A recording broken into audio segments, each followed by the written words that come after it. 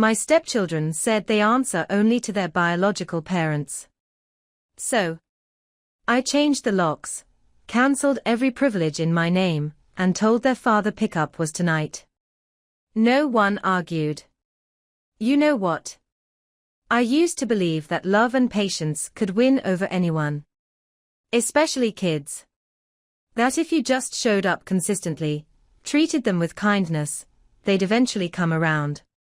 But I learned the hard way, that some people, even kids, will take your kindness for weakness, and your generosity for granted. My name is Daniel. I'm 38. I've been married to my wife, Laura, for about 2.5 years now. This is the story of the moment I finally stood up for myself, and for my family. And why sometimes, the most loving thing you can do, is set boundaries that actually mean something. When Laura and I got married, we became a blended family in suburban Denver. I brought my 2 kids from my first marriage. Maya, 9.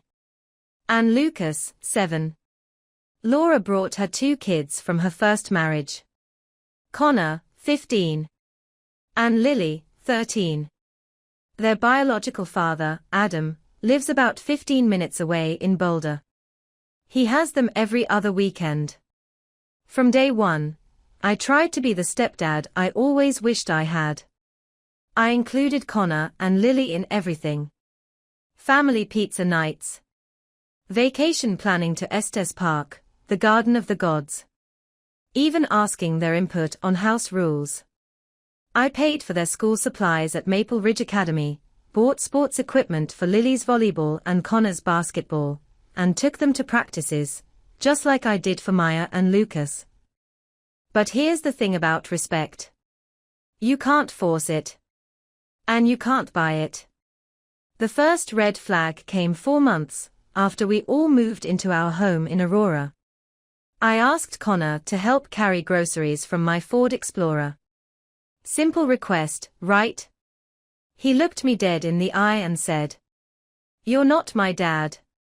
I don't have to listen to you." Laura overheard from the kitchen. She told him to help. And he did. But with this attitude that screamed, "I'm only doing this because Mom said so." I let it slide. He's adjusting, I told myself. This is hard for him, too. But it didn't get better. It got worse. Connor and Lily developed this habit of selective hearing. If Laura asked them to do something, immediate response. If I asked the same thing, silence. Or worse, I'll wait for Mom to tell me. Then it started bleeding into small moments. Like when I grilled burgers on the patio. Connor would ask Laura if it was okay to eat what I cooked. Or when Lily left her Starbucks cups and homework all over the granite countertops. And when I asked her to clean up, she said, "My mom didn't tell me to." And then, it started affecting my kids. That's when it hit me. One night, Maya came to me crying. Connor had taken her art supplies. The good Crayola markers and sketch pads we bought together at Target. And when she asked for them back, he told her, "Your dad doesn't make the rules here. Only real parents do." Real parents. Those words cut deep. Lucas started asking me why Connor and Lily didn't have to listen to me. How do you explain to a 7-year-old that rules in a house depend on DNA? I talked to Laura. She had talks with Connor and Lily. They'd apologize, things would calm down for a few days. Then right back to the same behavior. They are still adjusting, she said. Or, Adam puts ideas in their heads. But time wasn't fixing anything. Time was making it worse. Connor and Lily were learning that they could disrespect me without real consequences. And the tension in our home became suffocating. I dreaded coming home from my engineering job. What used to be my sanctuary, our house with its mountain views, now felt like a battlefield. Laura sensed it. She tried to make up for it, more affection, my favorite meals, planning date nights. But underneath, we both knew something was broken. Even Maya and Lucas withdrew. They stopped laughing as much. Stopped playing in the living room. The house felt hollow. I tried everything. One-on-one time. Helping with homework. Patience. Nothing worked. And then came the night that changed everything. Wednesday. March.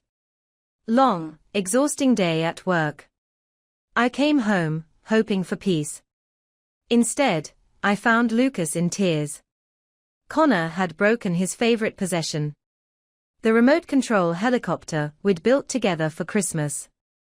And when Lucas got upset, Connor told him, "Tell your dad to buy you a new one. That's all he's good for anyway." Those words. They froze something inside me. I confronted Connor. He shrugged. Denied it. Laughed in my face. And in that moment, clarity hit me. I didn't yell. I didn't argue. I walked away. Straight into my home office. Closed the door. Opened my laptop. And I started making a list. Mortgage, in my name. Utilities. Internet. Cable. Cell phone plan with their iPhones. The PlayStation. Streaming services. Even the Ring security system. Everything I paid for. And then I started making calls. By 10:30 that night, when Laura got home from her nursing shift, it was done. Connor and Lily's phones, disconnected. Internet and cable, scheduled to be shut off. Passwords, changed. Locks, already on my to-do list for the morning. Laura sat down, stunned. "Daniel, what did you do?" I looked her in the eye. Connor made it clear I'm not his parent.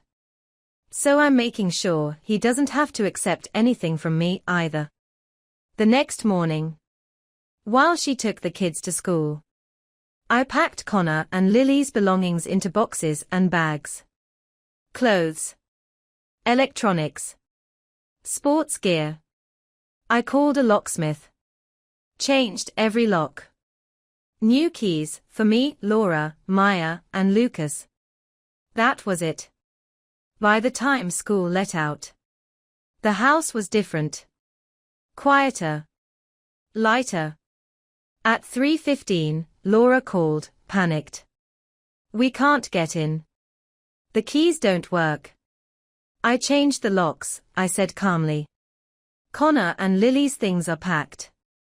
Adam can pick them up tonight." She went silent. Finally. "They're just kids, Daniel.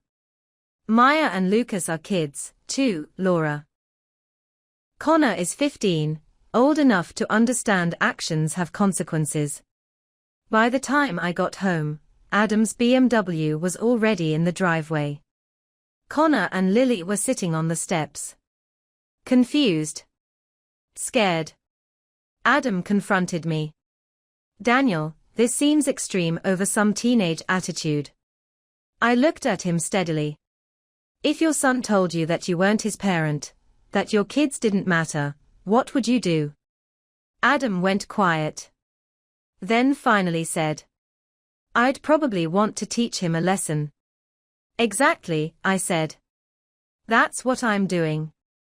I turned to Connor and Lily. "This isn't about being mean. This is about respect. You told me I'm not your parent. And I accept that. But parents provide. If I'm not your parent, I'm not obligated to provide."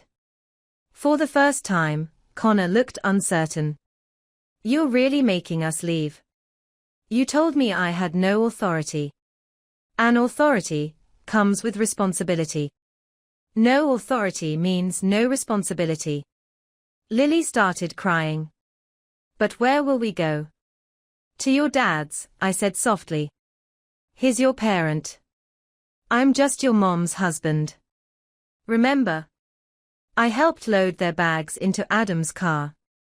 And as they drove away, the house fell into silence.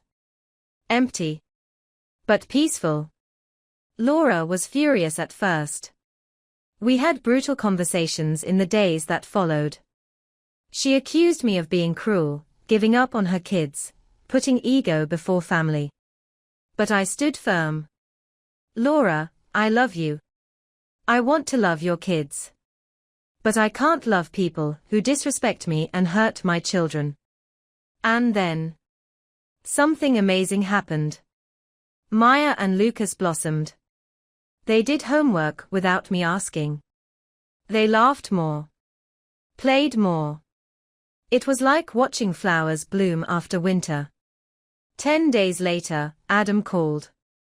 They want to come back, he said. They've been asking every day. I asked him what he thought. He said, I think they learned something. Connor especially. He realized respect isn't optional. And Lily misses her mom. She asked me to tell you she's sorry. Laura and I talked. We agreed. But with new rules. When Connor and Lily returned, I sat them down. I'm not asking you to call me Dad. But I am asking you to treat me with the respect you'd give any adult who takes care of you. Connor nodded. Looked me in the eye. I get it. And I'm sorry about what I said to Lucas. That was messed up. Lily added quietly. I didn't realize how much you did for us until it was gone. I'm sorry. And slowly, things changed. 6 months later, Connor came to me with his chemistry homework. Lily started saying thank you when I drove her to volleyball practice. Small things. But they mattered. The real test came about a year later. Connor wanted to go to a concert. He asked both me and Laura. And when I voiced concerns, he didn't dismiss me. He listened. We compromised. That's when I knew we'd truly become a family. Looking back, I don't regret changing those locks. Some people called it extreme. But sometimes, extreme situations call for clear responses. Connor and Lily needed to learn. You can't have the benefits of family without respecting everyone in it. And now, our marriage is stronger. Our kids are happier. Even Adam and I respect each other more. So, was I wrong to change the locks? Or was it the wake-up call they needed? I think the answer lies in what happened next. And in the family we became, because of it. And that is how everything unfolded. If you've stayed with me through this story, thank you for listening. If you enjoyed it, I'd love for you to tap the like button, it really helps more than you know. And if you'd like to hear more stories like this one, don't forget to subscribe, and maybe even turn on the little bell, so you'll always know when a new one is ready. Until then, I'll see you in the next story.